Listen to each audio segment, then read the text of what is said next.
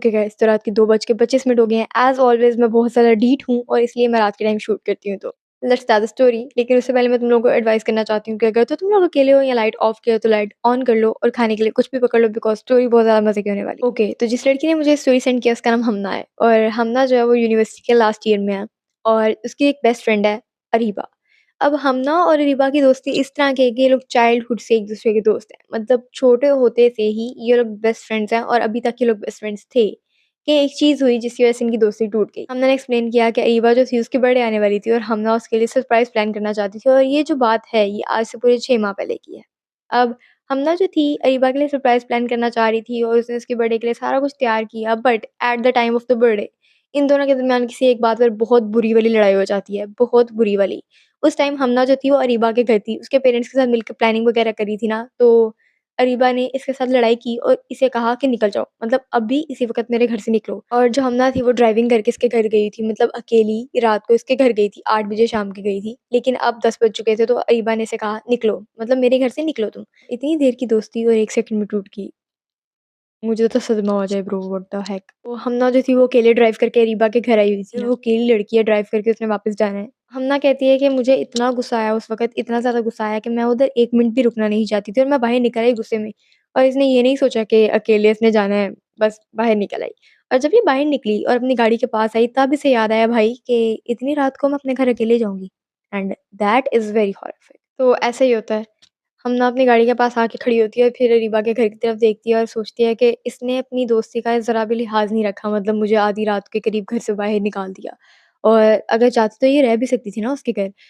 लेकिन अब उसने निकाल दिया और अब इसे वापस जाना है। हमना ने कहा कि रात को कभी भी ड्राइव नहीं करती थी और अगर शाम को कभी इसे ड्राइव करना पड़ जाता था ना, तो ये शाम के टाइम करती थी, रात के टाइम कभी भी नहीं करती थी। और अगर ये कहीं पे शाम के टाइम जाती थी, तो ये वहाँ पर थोड़ा टाइम गुज़ार के उनमें से किसी के साथ वापस आती थी। इसका घर जो है ना अरीबा के घर से 45 मिनट के फासले पर था। तो अब ये गाड़ी के अंदर बैठती है और ड्राइविंग स्टार्ट करती है। ये ड्राइव कर रही है कि थोड़े से आगे जाके ना लाइक 15-10 मिनट आगे जाके, इसको ऐसे फ़ील होता है कि इसकी गाड़ी जो है ना वो बहुत हेवी-हेवी फ़ील कर रही है। लाइक एक नेगेटिव एनर्जी होती है और एक भारी एनर्जी होती है जिसमें आपको लगता है कि शायद आपके ऊपर किसी ने नज़र रखी हुई है, ये वो वाली फ़ीलिंग थी। तो हमना कहती है कि ये रियर व्यू मिरर होता है जो बिल्कुल सामने होता है गाड़ी के, ये उसमें से ऐसे करके पीछे वाली साइड पे देख रही होती है कि क्या चल रहा है? बट वो इस चीज़ को इग्नोर करती है और अब ड्राइव कर रही है। 2-3 मिनट गुज़रते हैं कि उसकी जो सीट बेल्ट का अलार्म होता है ना, लाइक आपकी गाड़ी में कुछ गाड़ियों में इस तरह होता है कि जब आपकी गाड़ी का दरवाज़ा सही तरह बंद नहीं होता तो कार डिंग्स, मतलब डिंग, डिंग, डिंग की आवाज़ आती है। और अगर आपकी सीट बेल्ट अच्छी से लगी नहीं होती तब भी गाड़ी के अंदर जो होती है नोटिफ़िकेशन आती है। 3 बार गाड़ी नोटिफ़ाई करती है कि गाड़ी में कोई सीट बेल्ट है जो खुली है लेकिन बंद नहीं हुई। तो ये पैसेंजर सीट पर देखती है मगर वहाँ पर भी सीट बेल्ट अच्छे से बंद होती है। तो ये सोचती है क्या मतलब गाड़ी के अंदर तो कोई है भी नहीं मेरे अलावा और मैंने सीट बेल्ट अच्छे से बंद की है तो कौन-सी? फिर ये पीछे देखती है और पीछे वाली सीट बेल्ट खुली होती है। तो फिर से याद आता है मेबी मैंने यहाँ पर कोई शॉपिंग बैग रख दिया होगा जिसकी वज़ह से ये सीट बेल्ट मैंने खोल के उसके ऊपर लगाई होगी, जो भी है। ये उठती है, गाड़ी को स्टॉप करती है और बाहर निकलती है, सीट बेल्ट बंद करती है पीछे वाली और दोबारा अंदर जाती है। अब ये गाड़ी दोबारा ड्राइव कर रही है और तकरीबन 3 मिनट आगे जाने के बाद गाड़ी में फिर डिंग, डिंग, डिंग की आवाज़ आने लग जाती है। तो इस बार ये कहती है कि समथिंग इज़ नॉट राइट। तो ये पीछे की तरफ देखती है, ऐसे करके और गाड़ी की जो वो सीट बेल्ट ये बंद करके भी दोबारा अंदर बैठी थी ना, वो सीट बेल्ट खुली होती है। Oh my God! मतलब वहाँ से कोई इसके साथ आ चुका है and that thing is here with her. थोड़ा आगे झुक के ना पीछे वाली सीट बेल्ट बंद करती है और फिर ये सीधी होती है अपनी ड्राइविंग सीट पे और अब ये पीछे नहीं देखती, क्योंकि ये पीछे देखना भी नहीं चाह रही थी। ये बस ड्राइव करके किसी न किसी तरह अपने घर में जाना चाहती। जब 2 बार इस तरह होता है ना, तो ये अब इस चीज़ पर तवज्जो नहीं दे रही थी। इसे पता था कुछ ना कुछ तो है और ये गाड़ी ड्राइव करना चाहती है और घर जाना चाहती है बस। घर जाके अपने पेरेंट्स के पास जाना चाहती है और बस ये सब कुछ ख़त्म करना चाहती है। अब ये ड्राइविंग कर रही है और ना तो ये यहाँ पर देख रही है, ना ये पीछे देख रही है। ये बहुत ज़्यादा फ़ोकस है ड्राइविंग के अंदर। तो अचानक से जो गाड़ी होती है ना, उसमें दोबारा से हेवी फ़ीलिंग आने लग जाती है। अब इसे पता था कि गाड़ी के अंदर कुछ है और इसे गाड़ी में से बहुत गंदी वाली स्मेल आने लग जाती है। जैसी एक स्मेल हो कि अगर कोई जानवर है वो मर जाए। I don't know how to explain that, but एक बहुत गंदी स्मेल जो किसी चीज़ के मरने के वक़्त आपको आती है। इसे बहुत अजीब लगता है और अब ये इग्नोर तो नहीं ना कर सकती। इतनी चीज़ें एक टाइम पर हो रही हैं, एक इंसान इतना कुछ एक साथ इग्नोर नहीं कर सकता। तो ये दोबारा से पीछे की तरफ देखती है और इस बार सीट बेल्ट वैसे ही लगी हुई है, मतलब सीट बेल्ट नहीं खुली। इसे लगता है कि सब कुछ तो ठीक है बट क्या खराब है?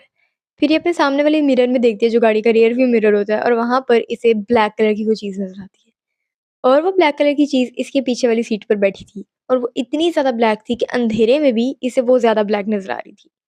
तो ये गाड़ी रोकती है और पीछे की तरफ मुँह करके देखती है कि यार क्या चल रहा है? और ये देखती है पूरी सीट गीली थी, पीछे वाली पूरी सीट इस तरह गीली थी कि जैसे वहाँ पर बारिश हुई है। इतनी ज़्यादा गीली सीट थी और इसने वहाँ पर अपना हाथ लगाया, ऐसे करके देखा तो वो खून था और इसने फ़ौरन अपना हाथ पीछे किया और रोने लगी। अब इसे पता था कि ये रोएगी तो यहाँ पर काम ज़्यादा ख़राब होगा क्योंकि रात का टाइम है और ये अकेली है और जिधर से ये गुज़री है वहाँ पर पैलियाँ हैं, लाइक इर्द-गिर्द रोड जो है सुनसान है। तो इसे गाड़ी ड्राइव करनी है और किसी न किसी तरह अपने घर पहुँचना है। अब ये फुल तेज़ स्पीड पे ड्राइव कर रही है और मतलब बस घर जाने की कोशिश कर रही है। ये घर पहुँच जाती है और भाग के दरवाज़ा नॉक करती है, इसकी मम्मा आके खोलती हैं और फिर ये उनको बताती है कि सब कुछ ऐसे-ऐसे हुआ। लेकिन मम्मा को ये नहीं बताती कि गाड़ी में क्या हुआ है, ठीक है? वरना उन्होंने इसका बाहर जाना बंद कर देना था। तो ये बंद रहती है अपने कमरे में, सारा कुछ सोचती है कि ये क्या हुआ? अब अगला दिन होता है और ये इस वक़्त तक ना उस चीज़ से बाहर आ गई होती है। इसने कहा था कि ये हर चीज़ को ना इतना सीरियस नहीं लेती थी। तो अब ये उस चीज़ को थोड़ा-सा भूल गई हुई है। उसे याद है लेकिन उसे याद करना नहीं चाहती, वो वाली सीन है। इस दिन ये अपनी यूनिवर्सिटी जाने के लिए दोबारा अपनी कार में जाती है और सुबह का टाइम होता है। तो ये पीछे मुड़ के ना गाड़ी की उस सीट पर देखती है जहाँ पर रात को इसे खून नज़र आया था। तो ये वहाँ पर देखती है कि वो जो खून था, जो इसे नज़र आया था, वो जम चुका था। पहले इसे लगा कि शायद इसका वहम था, इसका ख़्वाब था, ये अपने आप को कन्विंस करना चाह रही थी कि इसने ऐसा-वैसा कुछ भी नहीं देखा। लेकिन वो खून था, वो जम चुका हुआ था। आप लोगों को पता है जब खून एक जगह पर जम जाता है तो वो कितना बुरा वाला निशान पड़ जाता है और बस। फिर इसने अपनी साथ वाली जो पैसेंजर सीट थी उसके ऊपर भी देखा तो वहाँ पर खून का निशान था कि जैसे कोई चीज़ पूरे गीले कपड़े खून के साथ लेकर वहाँ पर बैठी हो और फिर उठी हो। और इसके बाद ये बहुत ज़्यादा हिम्मत करके यूनिवर्सिटी पहुँचती है और वहाँ पर इसे इसकी दोस्त अरीबा नज़र आती है। अरीबा इसके पास आती है, आके कहती है, "मुझे लगता है कि तुम्हारी रात अच्छी नहीं गुज़री।" तो आगे से ये कहती है, "तुम मेरे से बात ना ही करो तो ठीक है।" आगे से कहती है अरीबा से कि, "बात मैं नहीं करूँगी, अब तुमसे बात कोई और करेगा।" डैम! मुझे डर लग रहा है, खत्म। और इसने कहा कि मेबी अरीबा ने इसकी फैमिली पर ब्लैक मैजिक करवा दिया था। उसके साथ इतनी बुरी-बुरी चीज़ें इस सारे सीन के बाद भी और इसकी मम्मा के साथ भी बहुत बुरी-बुरी चीज़ें हो रही हैं, लेकिन आज तक इन्हें समझ नहीं आ रहा कि ये लोग करें तो करें क्या? और इसने कहा कि ये चीज़ें अभी तक इसके साथ चल रही हैं और बहुत बुरे वाले लेवल पे चल रही हैं।